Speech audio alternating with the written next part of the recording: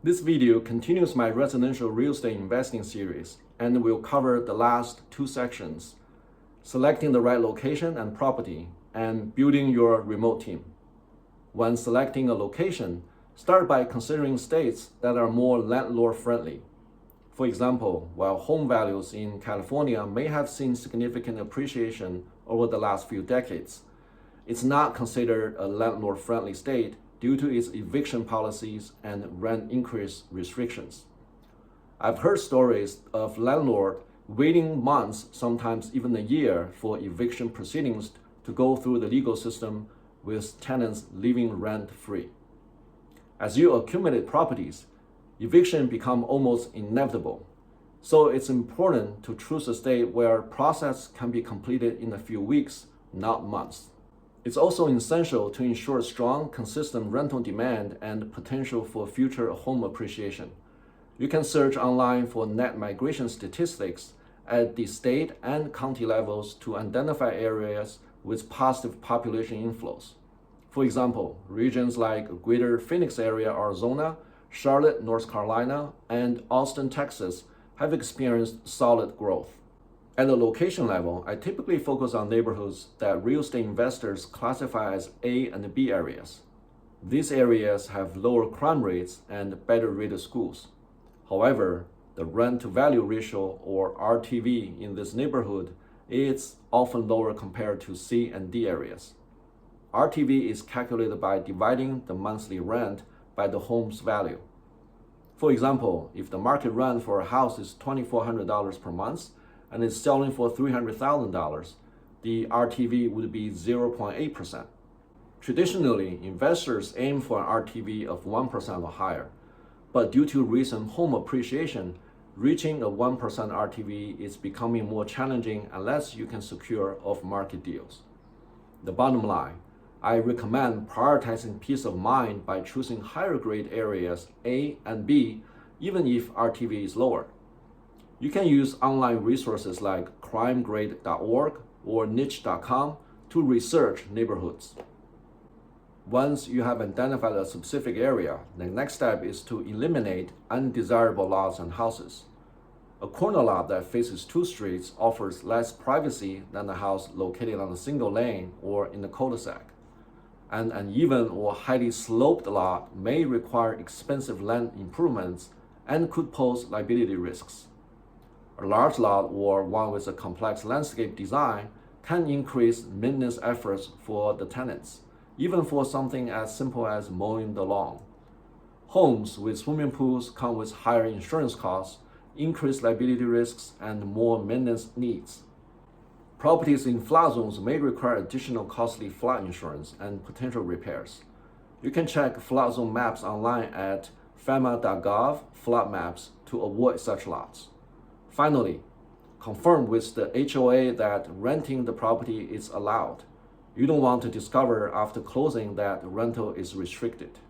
Use Google Maps with both street and satellite views to ensure there are no large industrial facilities, active railroads, major power towers, or outdoor shooting ranges nearby. Virtually walk through the neighborhood using the Street View feature to see how well streets and common areas are maintained. Although HOA rules can sometimes be a pain, they help ensure homeowners and tenants keep the street clean and tidy, supporting home value appreciation and attracting desirable tenants. Neighborhoods with higher home ownership rates compared to investor-owned properties often experience faster appreciation. Once you have identified homes that meet your financial and location requirements, the final step is to evaluate the age, design, and interior of the properties. I prefer purchasing newer homes built within the last 10 years for several reasons. Modern designs attract preferable tenants. Improved material reduce repair risk and improve insulation. Safer building codes minimize construction and health hazards. Newer appliances and roofs lower the likelihood of costly repairs or replacements. Newer homes are more desirable and yield higher rents and attract better tenants. In fact, 80% of my properties were new constructions. Additionally, in some counties, property tax on new constructions isn't adjusted immediately to reflect the latest sale price. This means you may pay property tax assessed only on the land value for the first year, saving thousands of dollars. 4-bedroom homes typically run out faster than 3-bedroom homes. This is because many investors focus on purchasing 3-bedroom properties due to their lower initial cost, leading to higher supply. Large homes also have a greater potential for appreciation in value. Also, spare bedrooms can be used as office or storage space. Tenants who require extra storage space are more likely to stay longer. Interiors with modern open living space, stylish bathroom designs, and spacious kitchen with granite countertops appeal to tenants who decorate tastefully and tend to maintain the property in good condition. Avoid houses with uncommon or awkward layouts. Finally, a buyer's agent can offer a virtual walkthrough of the house and provide a superficial inspection to help you assess its suitability. Unless you are purchasing a new construction, it's wise to order a professional home inspection, which typically costs around $600. This service can uncover major or minor issues, giving you the opportunity to either back out the deal or negotiate better terms. When buying properties remotely, it's essential to build a strong team before starting the qualification process described earlier. The first team member you need is a buyer agent. They are essential for guiding you through the purchasing process, offering insights into market trends and local details not publicly available. To streamline the property search, share your specific criteria so that they can filter out unsuitable options. Not all buyer agents are experienced with rental properties, so interview several before making your choice. Buyer's agents typically charge up to 2.5% of the home purchase price as commission. While this fee was traditionally paid by the seller, it is now paid by the buyer and it's negotiable. Another key team member is a loan officer or broker. Your buyer agent may refer you to a few options. To qualify for conventional loans with better interest rates, you will need stable income, often from a W-2 job, and a good credit score. So don't quit your job or retire too soon. If you lack a stable income, consider partnering with someone who does. This approach can lower your initial investment and share the risk. If this option isn't feasible, you may explore commercial loans, which charge higher interest rates. However, finding off-market deals is crucial for achieving positive cash flow in this case. Initially, you might feel overwhelmed by unfamiliar terms and costs. Use this as an opportunity to educate yourself with the help of your agent, loan officer, or broker. You will be more confident and knowledgeable when purchasing your second property. The most critical team member for remote investing is your property manager, or PM. Depending on the market, property managers typically charge a flat monthly fee of 7 to 10% of the monthly rent. They may also charge additional fees, such as leasing fees, 30 to 50% of 1 month's rent for marketing and showing costs, project fees, management oversight for major repairs or renovations. It is important to know these costs as they can add up and impact your overall rental income. When screening your PMs, prepare these key interview questions. How many properties are you managing personally? A one-person manager typically handles up to 100 units. If they manage more without additional staff, you may not be getting the attention your property needs. What qualities are you looking for in tenants?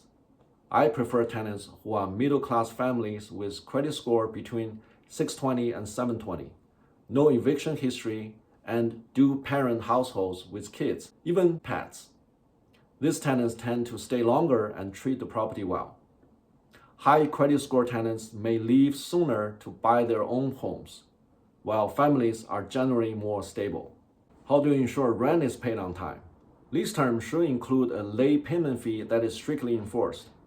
You can also offer an earn-back option where the late fee is refunded after 3 consecutive months of on-time payments. The goal is not to profit from late fees, but to encourage responsible behavior. What is the eviction process like and how long does it take? Avoid property managers with limited experience in handling evictions. Where permitted by local law, request tenants to provide a security deposit greater than 1 month's rent, along with last month's rent upfront.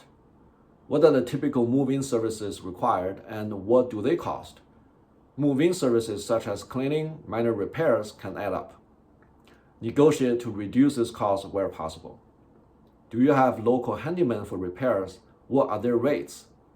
PM firms often negotiate discounted labor rates with their contractors. Can you provide a market rent comparable report or comps? This report helps you better understand local rental rates and trends.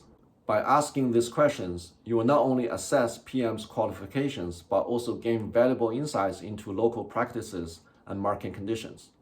This information can guide your investment decisions. Your buyer agent is often a great resource for finding other team members, like property managers and loan officers. Don't hesitate to ask for recommendations. There are liability risks with tenants and contractors in your rental properties. So to reduce these risks, considering getting an umbrella insurance and setting up LLCs as your real estate portfolio grows. Umbrella insurance adds extra liability coverage beyond your standard policy. LLCs can protect your personal assets from business liabilities. Additionally, requiring tenants to have a renter insurance can protect their belongings and provide temporary living in case of disaster. Purchasing your first rental property can be intimidating, but you don't have to do it alone. You can partner with someone you trust to split the down payment, share the profits, and divide the risks. This is how I started my real estate investing journey. If you set a goal to buy one or more properties each year and earn $500 in tax-free cash flow per property, by year 10, you could potentially live entirely off your rental income. Real estate investing may feel overwhelming at first, but with proper preparation and a reliable remote team, it can provide long-term financial security for you. Wishing you the best of luck with your first rental property.